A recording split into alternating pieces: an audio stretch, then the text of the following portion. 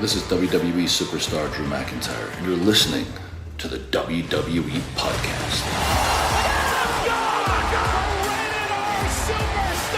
The champ is the one that everybody wants, me. It's going to WrestleMania. Claymore!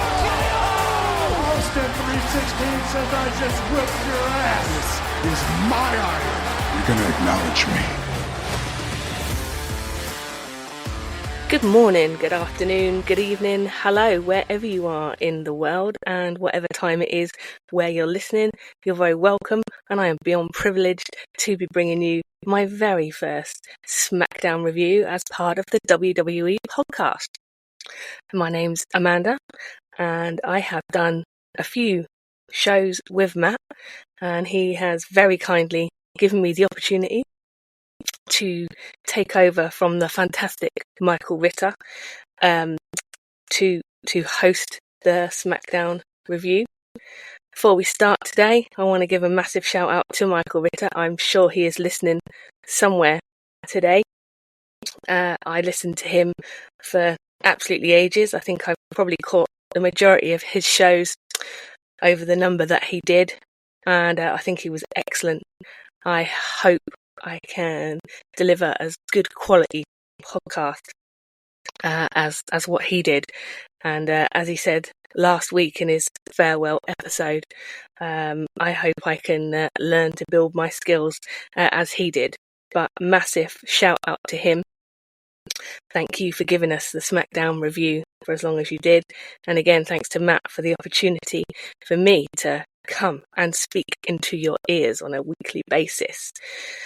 So, with all that being said, you are most welcome, and thank you for downloading us today.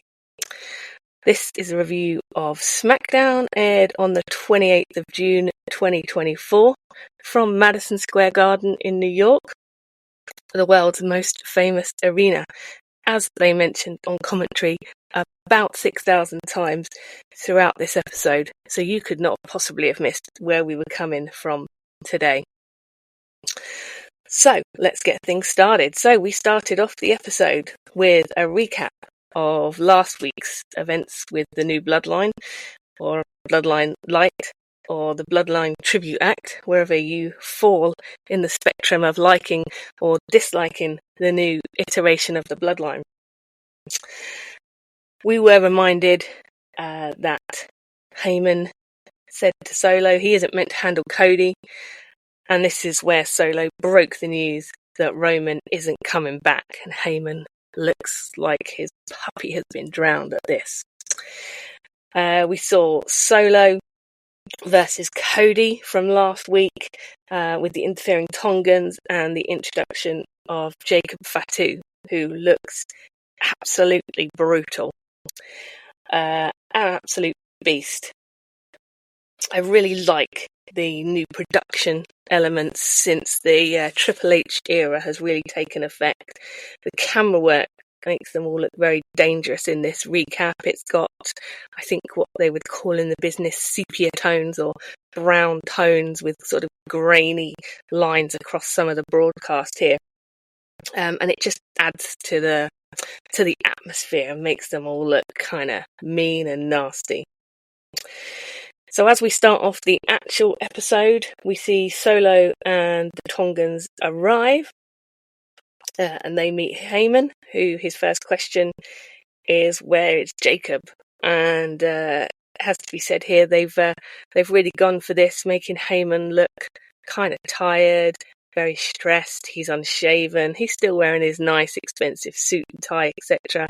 But he just looks a little bit rough.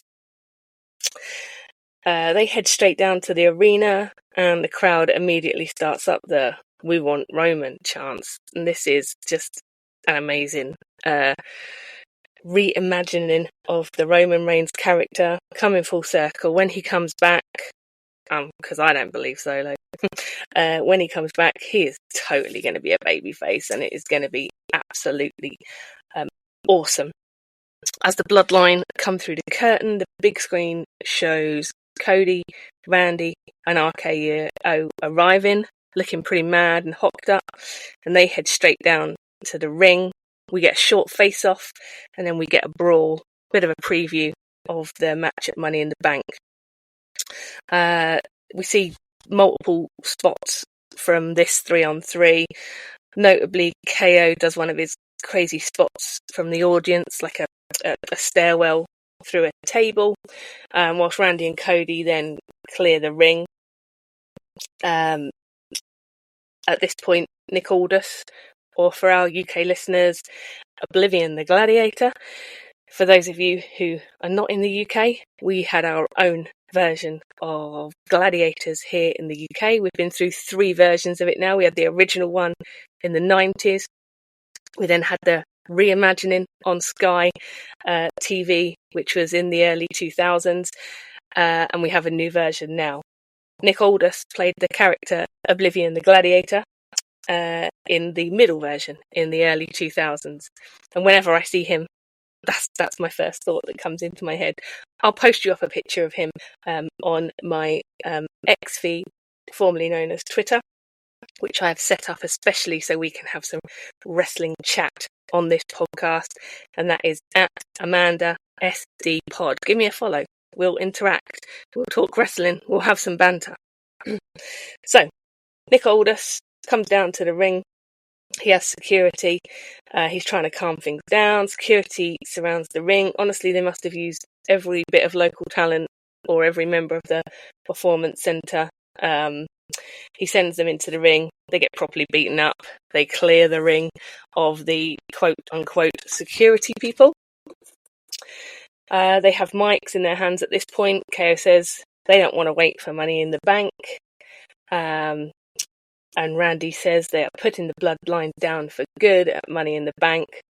And Cody says the Bloodline see 3 victims in the ring, but he sees it as 3 of the most dangerous men in the planet. It goes on to list some of their achievements.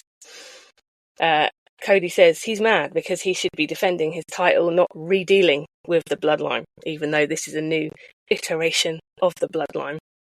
Nick Aldis then turns back up with the local police. Cody says he doesn't see the head of the table in Solo, he just sees a seat filler. Ouch. That's quite brutal, but a great opening to the show. The 3 guys there, KO, Randy, and Cody, they leave the ring. They don't want any part of the NYPD. I don't have any idea if these are actual real NYPD or if they're more people from the local talent or performance centre. They look the part to me, and they look like American cops, so who knows. But a really good and another very high octane start to this episode of SmackDown. So as we come back from the commercial, the police are escorting the 3 guys backstage. And Kayla Braxton, whose last night it was tonight on WWE, and she basically got to say one line where she was trying to find out from Nick Aldis, hey, what's going on, what's happening? That was it for her, so I guess she's off to pastures new, and all the best to her. She's been, I think, great. He says basically no comment, he can't deal with this. They get in a car and they leave. So that wraps that up. We then move on to our first match action of the evening, starting with the Money in the Bank qualifying match. This is with Tiffany Stratton, Candice LeRae, and Jade Cargill. We got a huge pop for Tiffany. It's supposed to be a heel gimmick, but she seems to be quite over with the crowd. Corey and Wade reference her attempt to align with Nia Jax, so assuming that this is reminding us that Nia Jax might put in an appearance. Candice comes out, meh reaction to me. I didn't hear much for her, and then Jade comes out, and the crowd seem very into her. Her entrance is cool. And Corey says this is make or break for Jade, which seems kind of harsh, as it's she's still very early days into her WWE career, and yes, her match Clash was botchy to say the least, but make or break probably a bit much at this point. So we kick off the match.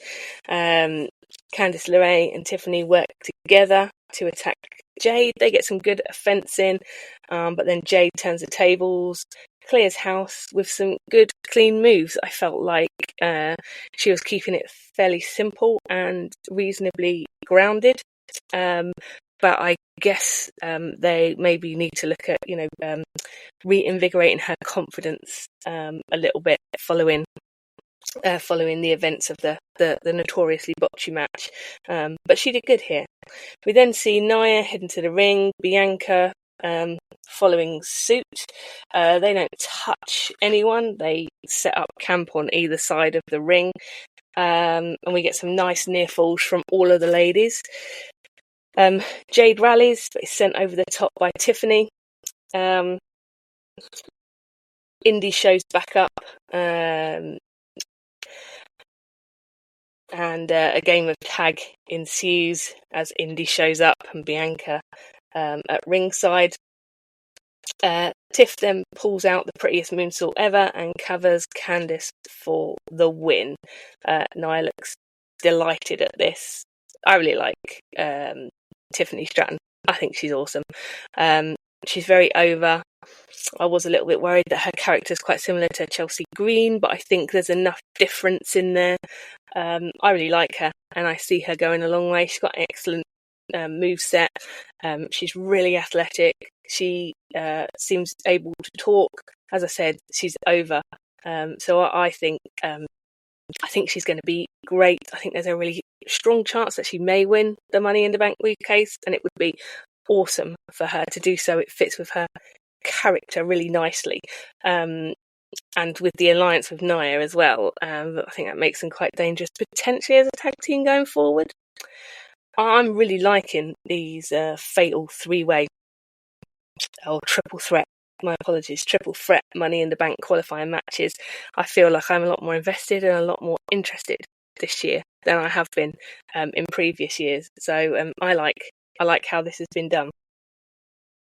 We then flip to another backstage segment. So we have Nick Aldis and Meechin. She wants a match. She's not getting a match right now. Street Profits come in with B-Fab. They want a Bloodline match. This isn't happening tonight because they're going to have a ceremony, which confirms to us that the acknowledgement ceremony is still going to go on as the quote-unquote main event. Pretty Deadly return. Oh, I love Pretty Deadly, and that's not just because I'm British. I just think they're fun. They're camp. They're just brilliant. I think they're great.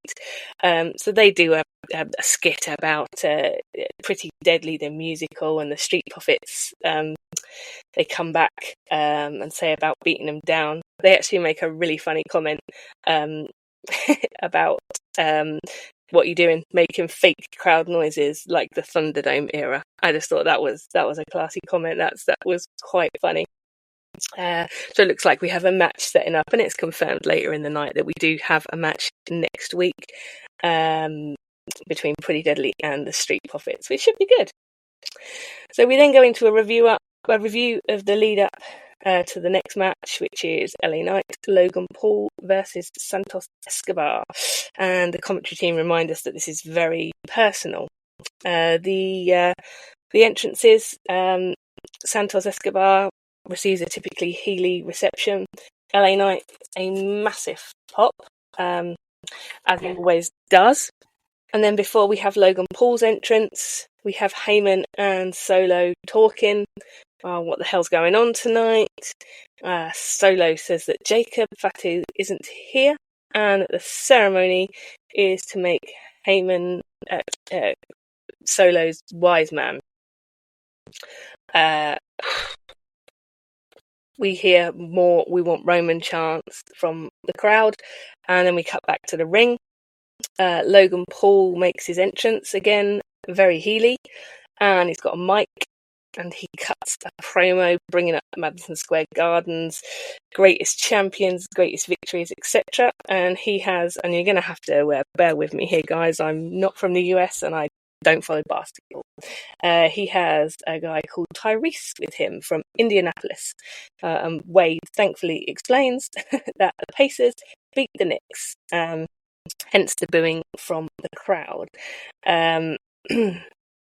So they come down to the ring together.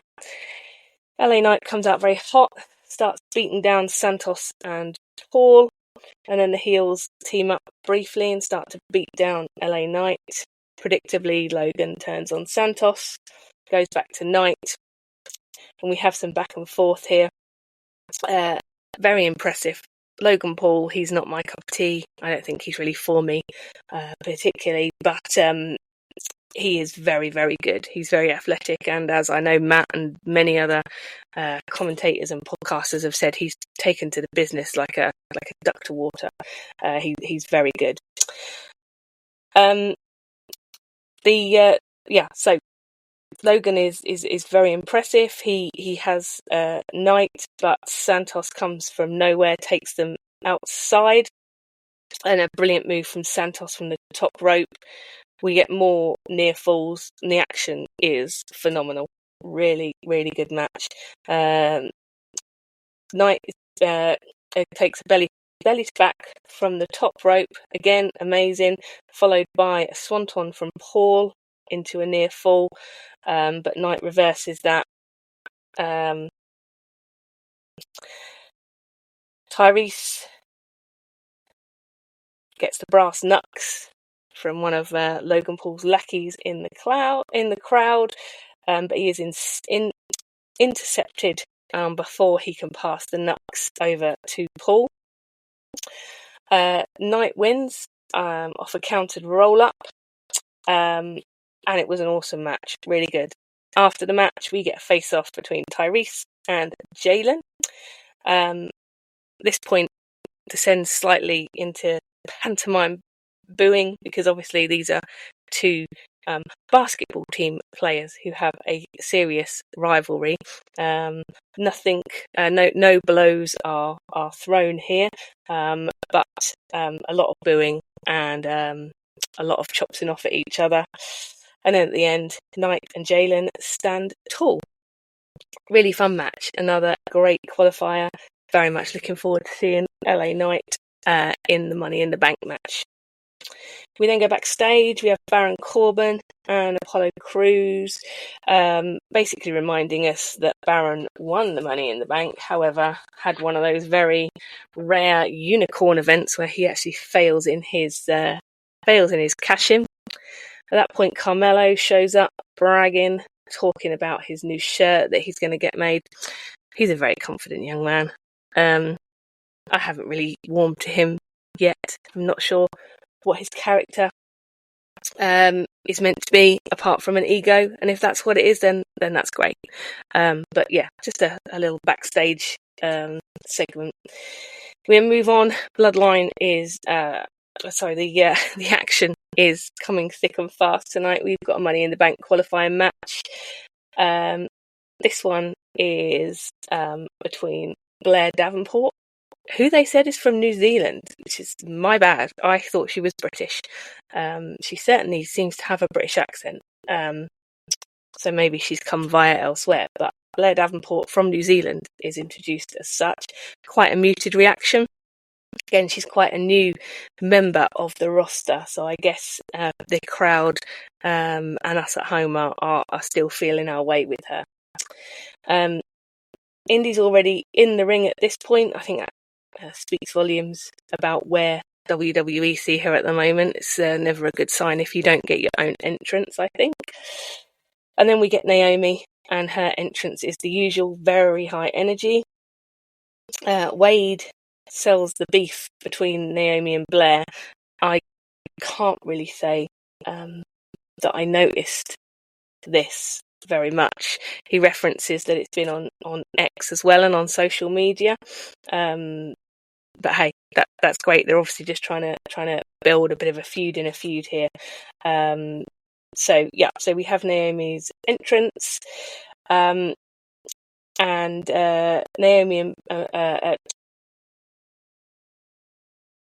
Naomi starts off in control. We come off. We have a brutal move off the apron by Blair. She, I think, is shaping up to be a very good heel. She's got quite a brutal moveset. And Naomi, as always, displays some very good moves. We go around in Indies in control. And then Jade shows up as payback for the match earlier in the night, I guess, when Jade came down to the ring. Sorry, when Indy came down to the ring to distract Jade. Jade beats her up and throws her back in the ring for Naomi to get the cover eventually and win. So backstage we have Byron Sachs talking to DIY about their potential tag team championship opportunity. Theory appears, and DIY, led by Johnny Gargano, continue to try and tell him that Grayson Waller is using him. Theory is having none of this, calling Grayson Waller his best friend, etc. And from nowhere, DIY are attacked by Grayson Waller from behind. So I think just a little teaser, and demonstrating to us what's coming up next. So then we have the Bloodline acknowledgement ceremony. So the Bloodline come to the ring, and Heyman starts to do his introduction, but is cut off by Solo. And Solo brings out Jacob Fatu as his enforcer. Solo lied. Jacob Fatu is here. Shock!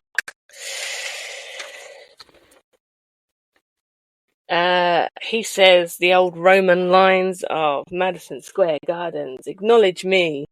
And there's just a cacophony of booing. There's a few people there throwing up the ones, but in the most part, seems to me, a lot of booing. Heyman looks shocked. I don't know why he looks shocked. You could have predicted that Solo would pull something like this. But one by one, Solo makes his way first to each of the Tongans, then to Jacob Fatu, asking for them to acknowledge him. And they all say that they love him and that they acknowledge him. And then Solo turns to Heyman, and out of a bag they pull Roman's beads. When I saw that black bag, was either Jake the Snake or Roman's beads. It was only going to be one of those two things, and it was unlikely to be a snake, let's be honest. So they pull out Roman's red beads that he always wore down to the ring and back on his big matches. Paul again is shocked. Will he put them on Solo? Won't he? So the plan is, I guess, Solo hands these beads to Heyman, and Heyman is supposed to put the beads onto Solo and acknowledge him as the tribal chief. He will not, it turns out. So he sells us a bit of a pup. He takes the beads. He starts off saying, Solo, I love you, and I acknowledge, and then dramatic pause. I acknowledge that you are not my tribal chief. And then basically all hell breaks loose. So Solo spikes Heyman. Jacob Fatu goes up to the top rope and drops on Heyman. And then the Tongans take Heyman outside of the ring and smash him through the announce desk. Solo's then anointed, I guess you could say, by Jacob Fatu, so he ends up wearing the beads anyway. And Paul Heyman is absolutely destroyed ringside and doesn't move. And kudos to Paul Heyman here. I mean, he is not a wrestler. And he is a man of a certain age. I mean, he's not as old as Vince was occasionally when he was getting stunners and etc. From Stone Cold, but still, he is a man of a certain age, and he has just taken some pretty massive bumps. Spike from Solo, the move from Jacob Fatu from the top rope, and then going through the announce table. I mean, obviously they are very careful with him, but still, in real life, that's gotta hurt. And he sells it good, and he is down and he is out, and we are to believe that he is, obviously completely destroyed. So Solo is anointed as the new tribal chief, the new head of the table. I'm waiting and waiting and waiting at the end here, and I keep pausing it to see how much is left, because I obviously record this show overnight and get up early in the morning and watch it, and I'm thinking this is getting really close to the end. I'm waiting for Roman's music to hit, because I think this has got to be the straw that broke the camel's back, and this is, if anything, is going to bring Roman out. It's this. And on Twitter /X beforehand, all the talk was that there was a big return rumoured, but Roman doesn't come. Where is Roman? What is going on? So Heyman is left decimated on the floor. The new Bloodline Light, Bloodline Tribute Act, I don't think we can call them that anymore. They are pretty kick-ass, and they are mean people. So I think we just call them the new Bloodline 2.0. Standing tall, put the ones up. Nothing is stopping them, it appears. And there's no Roman. There is no Jimmy. There is no Jay. I thought maybe we wouldn't get Roman, but if we didn't get Roman, surely we'd get a reunited somehow, Jimmy or Jay or both, to come down, because everyone loves Heyman, right? I mean, especially in his current guise of this bullied and brutalized man who, apparently just wants his Roman back, but nothing. And that is how we end the show. A little bit shocked, but holy wow. I mean, this is building like we've not seen for a long time. Beautiful, slow build, storytelling, gradually bringing in these extra characters, not debuting people signed, for example, Jacob Fatu, etc., immediately waiting for the right time in the story to bring them in to make it believable, and to really aid the storytelling. I think it's great. We're setting up for a red hot return here when Roman finally does come, with Jimmy, with Jay, and then also we've got The Rock still to come. I mean, this is just, it's just brilliant, and it's just phenomenal storytelling, and all of the kudos for that to Triple H and the new creative team, because I don't think we would have necessarily have seen this kind of thing under the Vince era. So it was a good ending, if not slightly shocking, actually. So all in all, I think an excellent edition of SmackDown. I thoroughly enjoyed it. A brilliant one to have, I think, as my first to review.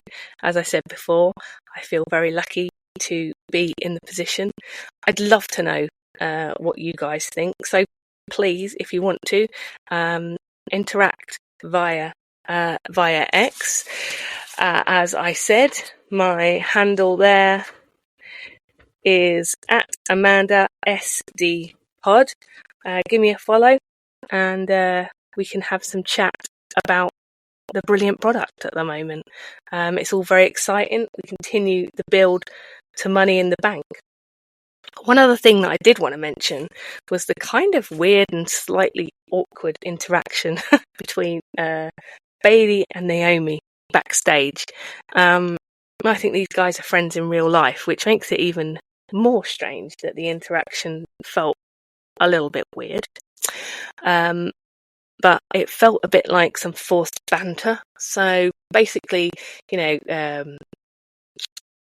Bayley said to Naomi, you need to sort this out. You need to win the qualifying Money in the Bank. And Naomi says, well, if I do and I win Money in the Bank, I'm going to have to cash in on you. And Bayley says, well, we'll cross that bridge when we come to it, basically. There's nothing wrong in the content of that. It just felt a bit weird, and it felt slightly forced bantery. And I think I'm not really sure that WWE are particularly sure what to do with Bayley and how to make the best use of her, which is a shame, because I have a lot of time for Bayley, especially in this role model character. I wasn't such a fan when she was the hugger Bayley, but this version of her I really, really like, and I would like to see her get a bit more to get her teeth stuck into. Good that she was at least featured, in inverted commas. It was hardly featured, but she was on the show. She was on TV. But I'm not sure what the point was really of that very brief and quite weird and uncomfortable interaction. So I just wanted to mention that. I didn't have it in my official rundown because it was a bit of a meh, but still. So as I said, thank you very much for having me in your ears on my very first edition of the SmackDown review, the new era, to coin a phrase from Triple H and everyone else after WrestleMania. It's been an absolute pleasure. I've very much enjoyed it, and I hope you guys enjoy some of my takes. And that is it from me this week. I hope to hear from you all on Twitter/X, and we will continue next week where we move to Canada for our pre-Money in the Bank SmackDown Go Home, which should be also awesome. So, thank you very much for listening. Have a safe week and be kind. Thanks for listening to the WWE Podcast. Don't forget to subscribe on your favorite podcast app so you don't miss a show, or head to WWEpodcast.com. And for all of these shows ad-free, head over to patreon.com/WWE Podcast. Until then, we'll see you next time.